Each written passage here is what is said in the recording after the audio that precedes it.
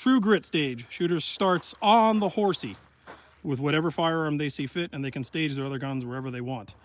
At buzzer, they get 1 hit on each steel target downrange. The one with the red stick is a high value target. You only get 1 shot on that. Once you fired on that, you leave your gun closed on that spent cartridge for safety. Get off the horse. You can give your gun to the RO if you want. Get off the horse, and then you do the same thing from each position. Under that window, over the barrel while touching the barrel, under this quite low barricade, which by the way is going to be challenging with a lever gun, and then around this barricade, either side, 1 hit on each of the 5 targets.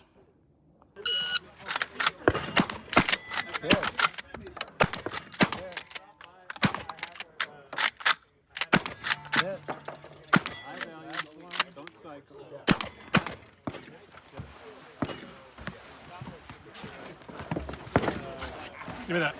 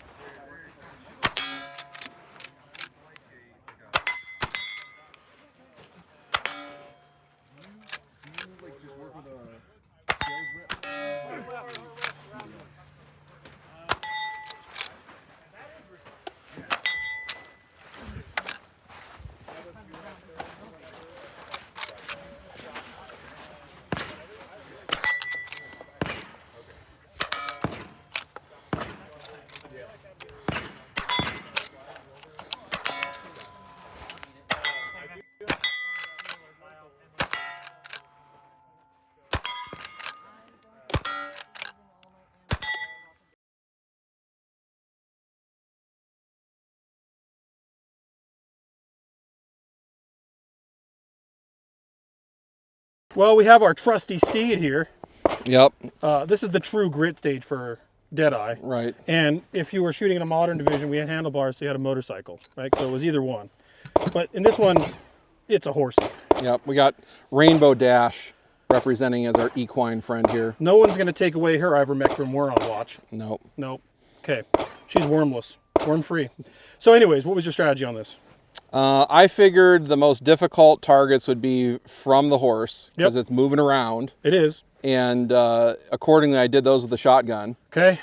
And the shotgun's the easiest for me to reload, so I figured I'd do at least 1 position with a shotgun. So I shot the first position under the wall with a shotgun, and then I went to rifle.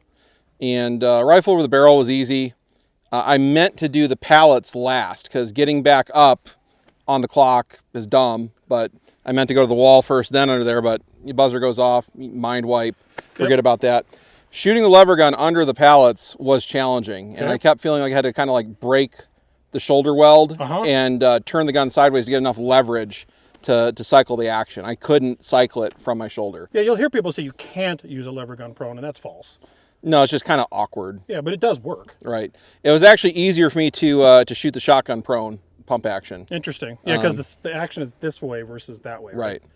And it's not a brutality match if we're not rolling around in the dirt. No, I got it. Literally, I had a cup of sand in my boot at the end I had to dump out. Yeah, I had to. I forgot to take my Schofield off and ground it, so I unnecessarily filled it full of this lava rock moon dust stuff. So you forgot to take your Schofield off to ground it, so you ground it.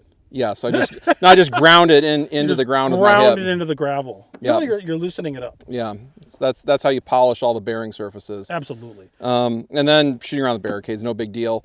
I will say the sights on the lever gun are pretty fast. They are. I can have a pretty sloppy sight picture of that thing and still make hits. That's what that Buckeye is, and you've got precision if you need it, but you don't necessarily need it. Yeah, so no problem making all the hits. I did load too many extra rounds in the lever gun. I ended up with 2 extra in the tube, and ideally, for time efficiency, I would just shoot empty. I use the word Buckeye, but buckhorn. They're like this, Yeah. but then there's a notch in the middle if you need precision. Right. But you can kind of just let it float in the buckhorns Right. for the most part and get hits at close. Yeah, all these targets, I was kind of just floating it somewhere in the V and making the hits. Kind of like the old school caveman EOTech, Yes. isn't it? Oh, funny. Same stuff, huh? Yep.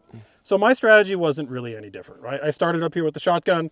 The only thing I did differently is I still had a round in the shotgun, and I didn't try to reload my 1887. I know I said 1886 in other parts of the video, the 1887 shotgun, because you have to open it. It has to be empty, and you have to stick them into the. You have to close the lifter or lower the lifter, and then stick them in this tube with your thumb. It's slow. So I had 1 round left. So I figured, why waste it? So I fired it under the first barricade, Right. and then I ditched it and went to rifle.